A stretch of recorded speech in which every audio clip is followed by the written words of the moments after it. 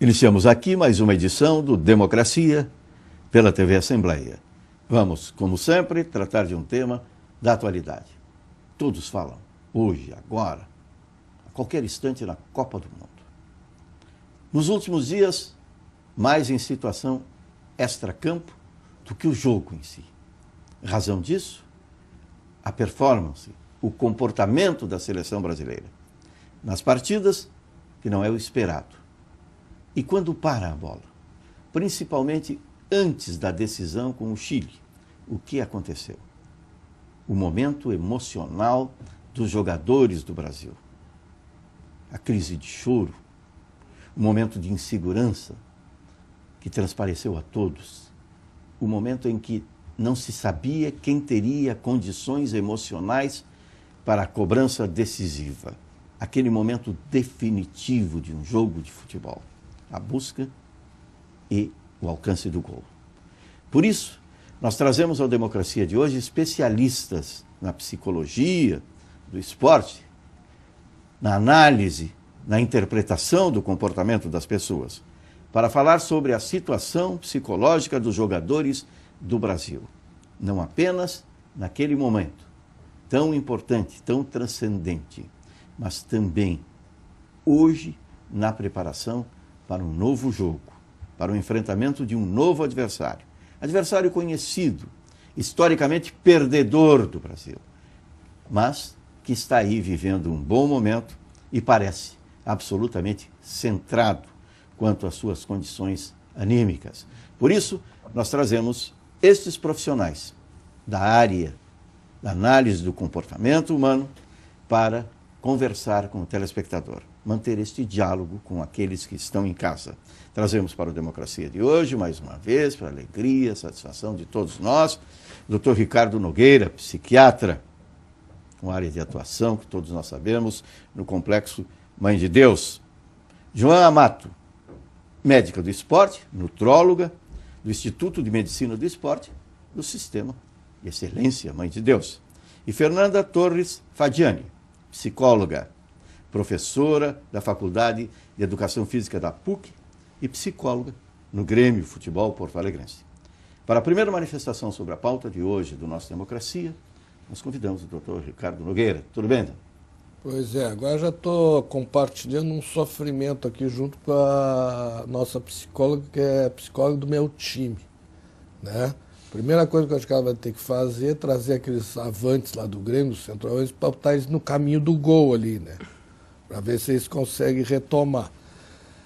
Eu não sei o que é pior, o que me faz sofrer mais, se é o Grêmio ou a seleção brasileira. Deveria estar acostumado com o Grêmio, não Pois sabe? é, eu já estou há 13 anos acostumado com esse sofrimento, estou achando que eu sou um masoquista convicto, né?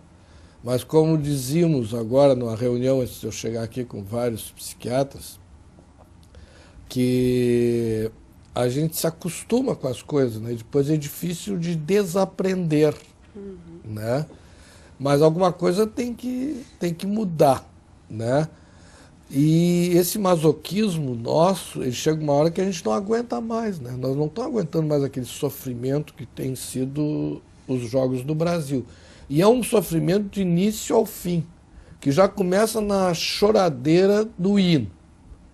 Então a gente vê as pessoas num choro que não chega a ser convulsivo, mas um choro que me parece daquele menino que vai para o vestibular e que não estudou o suficiente e que não está capacitado, ou da menina, e que sente que está fugindo das suas mãos uma perspectiva, né, que ele tinha, né? Então o que isso gera? Gera medo, angústia, né? Então ele tinha que estar preparado para passar essa situação de pressão. O que ocorreu? O Brasil é o anfitrião, então ele não disputa as eliminatórias.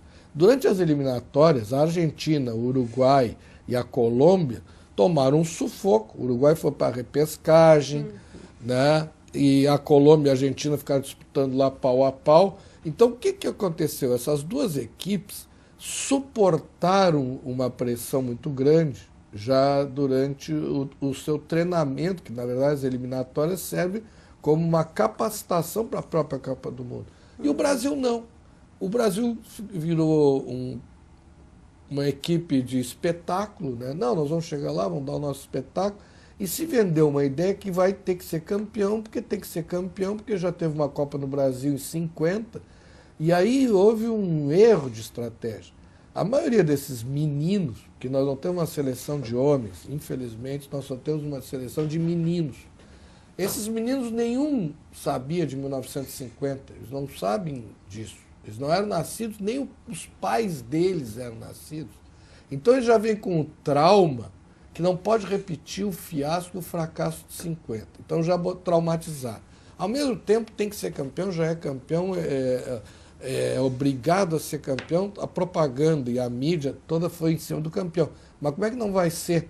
Não, vamos fazer uma campanha publicitária de um produto para ser o segundo, o vice, o terceiro, ou a equipe com maior fair play. Óbvio que tem que ser para cima de ser campeão, e a direção, né, o próprio Parreira disse, não, nós já estamos com uma mão na taça. Só que se esqueceram de treinar, de se capacitar, fizeram treinos frágeis, né? E isso não prepara ninguém. Porque o que nos prepara é o próprio sofrimento. A dor nos ensina a gemer, né? Isso já dizia o meu pai. Então o que ocorreu? Nós estamos vendo hoje uma equipe de meninos, né? Nós não temos uma seleção, Batista, de homens. Eu vou te dar um exemplo.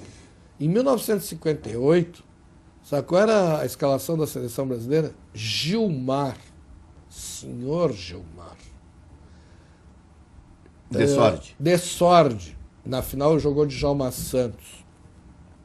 Bellini, Orlando e Nilton Santos. Esse já passado dos 30.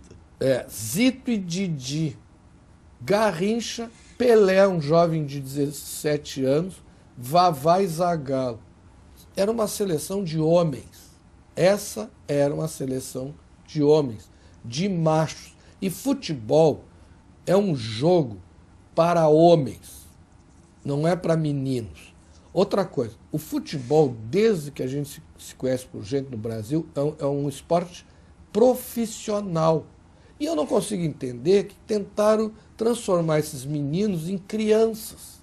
Então a Globo, e aqui eu acho que a Globo tem uma grande chancela nisso, fez uma história de cada um como se fossem uns pobrezinhos coitados, abandonados pelo pai, passaram fome, como se fossem uns coitados. O que é isso, minha gente? Na verdade, nós temos ali meninos e garotos propaganda que são empresas, são empresários muito bem-sucedidos e que eles têm que saber o que eles têm que fazer naquela hora, ou deveriam saber fazer o que tem que fazer. E o nosso grande líder e chefe, que é o Filipão, acho que entrou nesse jogo, que não é a característica dele, quando ele agora já faz uma autocrítica, né? Eu tenho que voltar a ser o que eu sempre fui. Eu estou muito bonzinho, né? Acho que ele está ficando velho, né? Muito suave. Está muito mole. E ele tem que ser o Filipão lá do Brasil de Pelotas, em 83, quando ele substituiu o Andrezinho, e o Andrezinho saiu falando dele, ele entrou no túnel e desmanchou o Andrezinho a laço. Então nós precisamos ter uma seleção de homens, de machos, de culhudos. E nós estamos tendo de pequenos meninos, púberes, coitadinhos, abandonados, que sofreram na infância, a pobreza. Todos são grandes empresários, todos têm empresa. Então está na hora de chamar os empresários desses jogadores e dizer para eles, aqui, ó, meus amigos, isso aqui é negócio. Funcionou tudo com sucesso, só dentro do campo não está funcionando. Mas se vocês perderem, vocês vão perder muito mais. Porque a propaganda depois da Copa que vai fazer não vai ser o Neymar, vai ser o Messi. Nós vamos ter que aguentar o Messi fazendo propaganda da Casas Bahia e de tudo mais. Quem vai fazer a propaganda no lugar do Filipão vai ser o Sabella, entendeu? E nós vamos ter que engolir isso, né? Isso é inadmissível. Então nós somos uma grande empresa, nós temos empresários de sucesso, tem que chamar agora os especialistas dele, porque na hora de renovar contrato, lá no Grêmio, por exemplo, aqueles pobrezinhos, aqueles coitadinhos, ganham 600 mil por mês cada um. Todos eles têm uma mega sena premiada, com garantia de aposentadoria para sempre. O Grêmio virou uma grande previdência, onde garante o futuro desses velhinhos e ex-jogadores. Só que isso é o Grêmio. Agora, na seleção brasileira não tem isso. E não tem essa história. Ah, vão me tirar do time, eu estou chateado. Tu que saiu do time porque tu não fez o que tu tinha que fazer, que era gol. Então tem que acabar com esse paternalismo, entendeu? E nós temos que tratar a coisa como um grande negócio que tem objetivos e metas que têm que ser cumpridas. Joana Amato. Bom, o que eu tenho para dizer, muita coisa o senhor já disse, mas eu vou complementar com alguns outros tópicos pelo seguinte, porque o futebol, o esporte, ele é profissional, mas nem sempre ele é tratado dessa forma. O que acontece é que, como o esporte, o futebol, que é o esporte mais conhecido, o mais famoso, o mais assistido do mundo inteiro, ele é também uma forma que essas pessoas têm para garantir o sustento de uma família muito humilde que, de repente, não vão conseguir se sustentar de uma outra forma. Então, esses jogadores, eles são colocados de uma forma muito despreparada, eles já não têm um preparo anterior. E eles são colocados em times pequenos, na categoria de base, depois eles conseguem ir para times maiores. E ainda assim, o suporte psicológico deles não é o suporte essencial, porque até os próprios times, eles preferem investir em outros jogadores, porque eles ganham mais quando eles ganham no profissional do que na base, eles preferem investir em outras tecnologias, em outros tipos de medicina, que não a psiquiatria, que não a psicologia. Então, o atleta ele já se forma muito despreparado. Então, quando ele chega na seleção, ele tem um despreparo crônico. Ele já não teve um preparo em casa, porque muitas vezes, assim, com raríssimas exceções, acredito eu, são pessoas que têm um nível sociocultural bom. Na maior parte das vezes são pessoas muito humildes, que não tem nem, às vezes, o preparo para lidar com o dinheiro que vão ganhar. Tá aí que a gente vê muito ex-atleta, que foi um atleta que jogou fora, que ganhou rios de dinheiro e hoje os caras estão falidos porque eles não conseguem nem ter esse preparo também da parte administrativa sobre as suas vidas, tá? E os periféricos também vão ajudando. Então, você tem uma criança que foi colocada num time, que teve um empresário pressionando, que foi para lá, foi para cá, e que é um talento, e que foi para a categoria de base de um time grande. E aí esse time grande pode ter ou não um serviço de psicologia para apoiar esses atletas, mas também tem uma coisa, muitas vezes o próprio futebol ele catapulta muito rápido um garoto da categoria de base para o profissional. E ele chega no profissional ainda muito verde em todos os sentidos. Verde do ponto de vista de maturação hormonal, de maturação muscular, osteoarticular, de maturação psicológica. Então, ele vai se perdendo. Tá? Então, cobra-se dele uma postura de homem quando ele ainda é um menino e ele não teve esse acompanhamento para que essas fases fossem digeridas e assimiladas por ele. Não estou dizendo que tem que ter paternalismo, não. Até porque quem já está na seleção brasileira, eu também tenho o lado que eu concordo com o doutor Ricardo, que é uma questão de profissionalismo. Eu acho que quando teve aquele choro descabido antes do jogo, e não foi só no do Chile, o Neymar já tinha chorado antes também, quando foi cantado o hino nacional em alguns outros jogos, esse choro ele não pode acontecer.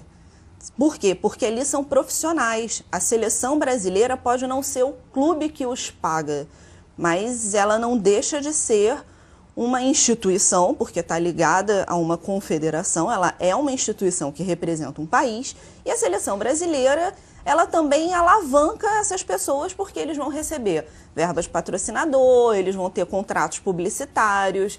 Então, precisa-se de uma estrutura. E se você não tem isso na categoria de base do time da várzea, do interior, até dá para entender. Mas na seleção brasileira não dá, sabe? Porque precisa ter uma estrutura que não seja só a estrutura física. Muitos atletas, eles têm essas alterações psicológicas, psiquiátricas, muitas vezes até porque ele está com algum estresse oxidativo maior, agora já falando mais da parte de medicina física mesmo. o atleta não só com os problemas que ele tem que enfrentar na vida diária dele, na vida pessoal dele, mas muitas vezes também é um atleta que ele não está tendo o que ele precisa ter em relação ao que ele treina. Então, falando da parte da nutrologia, é um atleta, por exemplo, que está muito aquém, ele não ingere todas as calorias, todas as proteínas, os carboidratos, e aí ele não tem um rendimento bom, e aí ele começa a ser cobrado, ele começa a se cobrar. Ao mesmo tempo, acontecem várias outras alterações corporais. Então, muitas vezes, você pode estar passando por um estado que é físico, que pode estar sendo levado para o lado psicológico, pode afetar demais esse lado psicológico, e aconteceu o que aconteceu. Eu acho que ter o acompanhamento psicológico seria, assim, uma coisa fundamental desde a base, mas infelizmente a gente vê também que não é isso que acontece o tempo inteiro. É uma deficiência, tá? Mas numa seleção brasileira, que é uma seleção rica, que tem uma confederação, que é uma confederação que dispõe de meios para trazer psicólogo, não só no momento que tem o choro, eu sinceramente acho que isso não deveria ter acontecido como torcedora e como profissional da saúde. Eu acho que isso denota uma falta de profissionalismo imensa desses jogadores, porque a gente não vê nenhum deles fazendo isso nos seus times. E a gente tem que comparar também com as outras seleções, porque a pressão é a mesma para todo mundo. Ah, mas o Brasil joga em casa. Tá, tudo bem, mas já aconteceram Copas em outros países e aquelas outras seleções também sediaram e ainda assim não teve isso tudo. Eu acho que para um jogo de oitava de final chorar como se você tivesse perdido uma final, nem na França em 98 teve essa comoção tamanha que teve agora. Então não dá para tratar como coitadinho. Não dá para passar a mão na cabeça. E realmente tem que ser uma coisa mais homem no sentido de ser profissional. Porque não dá para ter dois pesos e duas medidas. Num momento é o chororô e no outro momento é o profissional que está recebendo para estar ali. Fernanda Torres Faggiani. Bom, então, complementando o que os colegas estavam falando aqui, eu acho importante a gente deixar claro, assim, eu que trabalho, né, com a psicologia do esporte, que eu trabalho com a base, que são categorias de atletas que têm de 12 a 20 anos e que chegam no clube, né, muitas vezes, quando a gente vai conversar pela primeira vez, a expectativa é chegar no profissional, poder dar uma melhor vida para sua família, como foi bem falado aqui também. A gente tem que entender que quando trabalha nessa psicologia do esporte, a gente está trabalhando com performance. E performance exige trabalhar com dor, trabalhar no limite, trabalhar com superações, né?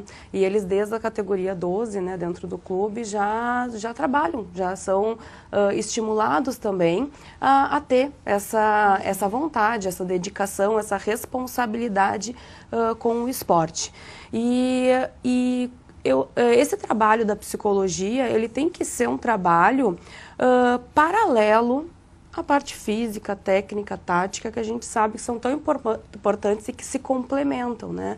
Por isso que, como tu estava falando, é importante que seja um trabalho a médio e longo prazo, não que seja um trabalho a curto prazo, como eu acho que é o que está acontecendo, né, nessas declarações e comentários com relação ao que está acontecendo com a parte da psicologia e com a psicóloga na seleção brasileira, pensando que ela está indo lá para suprir, né, uma necessidade específica nesse momento, trabalhar com eles de uma forma que é rápida, né, como aconteceu o problema, então chamamos a psicóloga. E isso, na verdade, eu acho que tem sido um trabalho que está acontecendo, mas que não pode ser a tão curto prazo. Isso não funciona, não vai adiantar. A psicologia, ela exige vínculo de trabalho com os atletas, ela precisa de momentos em que a gente acompanhe ele, que a gente conheça a parte pessoal, a parte profissional, que estabeleça um contato, que o atleta queira trabalhar, queira ter esse trabalho, essa vontade essa motivação para a mudança, e isso exige muito que o atleta reconheça suas fraquezas e suas qualidades. Eu acho que isso está sendo bastante aflorado agora, né, e muito falado pela questão do choro, porque eles estão o choro é uma expressão, né? É uma expressão do sentimento, uma expressão de algo que está acontecendo com a gente, que a gente está sentindo.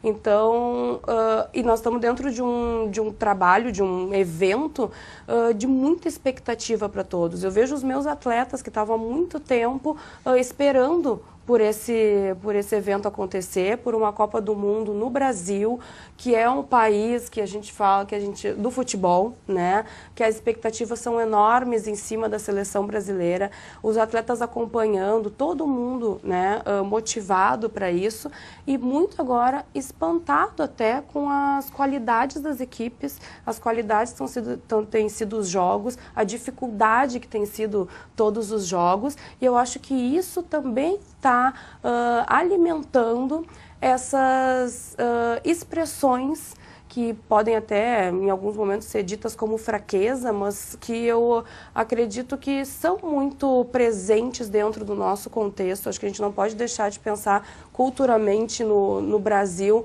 como um país que é de emoção, que é um país de muitos sentimentos, de expressar isso.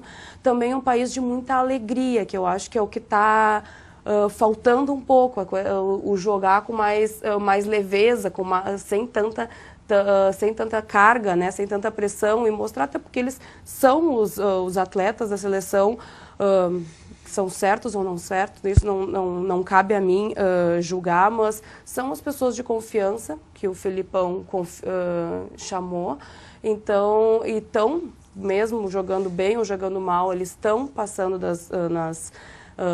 dos jogos, estão passando de fase, estão cumprindo de uma certa forma com os seus objetivos ali, mas a carga tem sido grande, isso é comentado, isso é falado, e a expectativa em torno deles também, e acho que eles se cobram demais.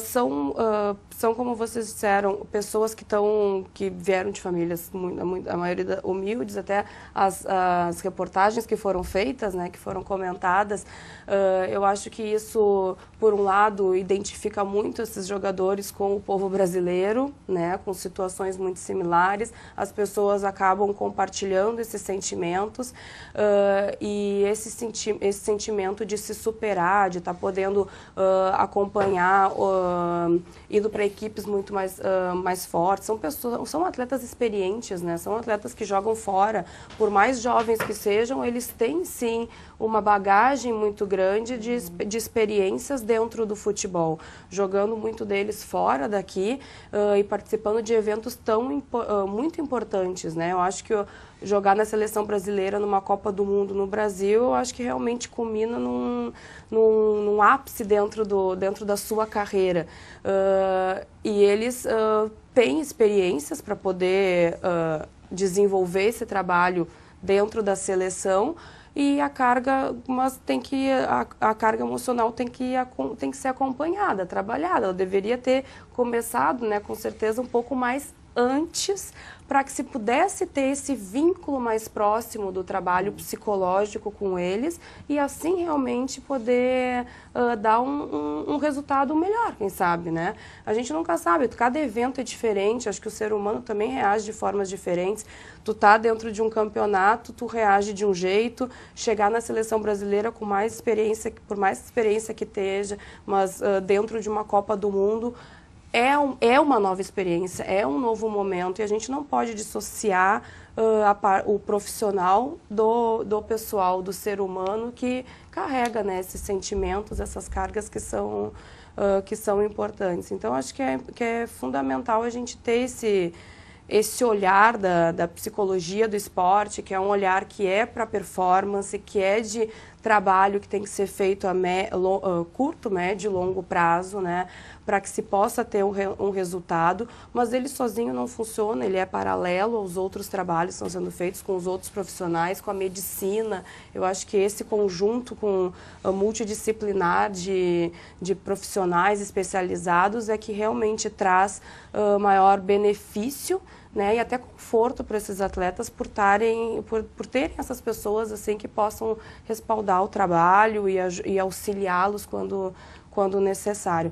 Então, e a psicologia, ela tem que estar atrelada. Acho que, mais uma vez, não é só Copa do Mundo, já aconteceram em outros Jogos Olímpicos anteriores. A gente sempre chega com atletas com favoritismo e a gente já teve inúmeros atletas em Jogos Olímpicos também chorando em primeiras aparições dentro das modalidades, perdendo nas primeiras fases, sendo favoritos, né? Então, e aí, mais uma vez, a mídia em torno da questão emocional do brasileiro, do choro do brasileiro. Então, acho que tem várias coisas recorrentes acontecendo que a gente precisa olhar com mais cautela, que tem que ser visto dentro do esporte com mais cautela para se prevenir isso, porque isso tem sido recorrente. Então, a gente tem que fazer um trabalho para prevenir isso e já começar com mais antecedência esse processo paralelo às demais áreas.